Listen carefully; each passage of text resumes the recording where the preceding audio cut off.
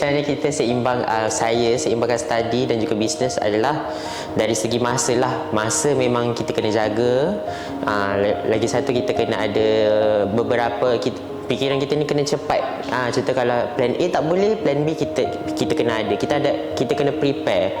Kita kena ada rancangan alternatif. Contoh kalau bisnes kan kita kena buat postage kan. So sekarang kita ada kelas pagi, kadang-kadang tak sempat ada aktiviti kelab. Jadi kita kena minta tolong dengan kawan ataupun kita minta tolong lah dengan siapa-siapa kan. Itu alternatif dari segi study pula. Kalau musim exam, jangan fokus sangat pada bisnes, fokus dulu pada exam. Sebab apa? Exam tu adalah penentu CGPA anda semua.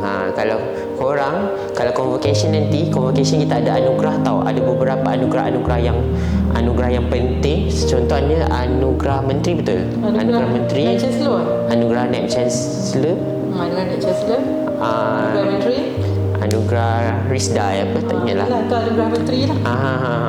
So banyak. So di UCAM ni memang di penghujungnya waktu convocation memang kita akan rebut anugerah tu. So kalau dapat anugerah tu memang sangat-sangat membanggakan lah. Jadi kekal sebagai student, kita kena kekalkan CGPA kita di atas 3.5 kalau boleh. So 3.5 tu kira dekan lah. Lagi bagus kalau dekan sepanjang masa berturut-turut. Itu sangat-sangat bagus lah. Dalam masa yang sama, join juga kelab-kelab aktiviti yang lain.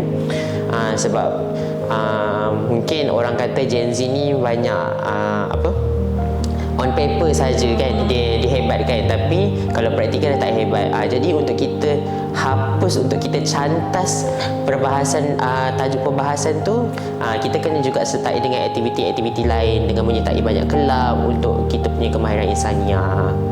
Itu secara ringkas lah daripada saya, macam mana saya jaga saya punya masa untuk study dan juga buat bisnes.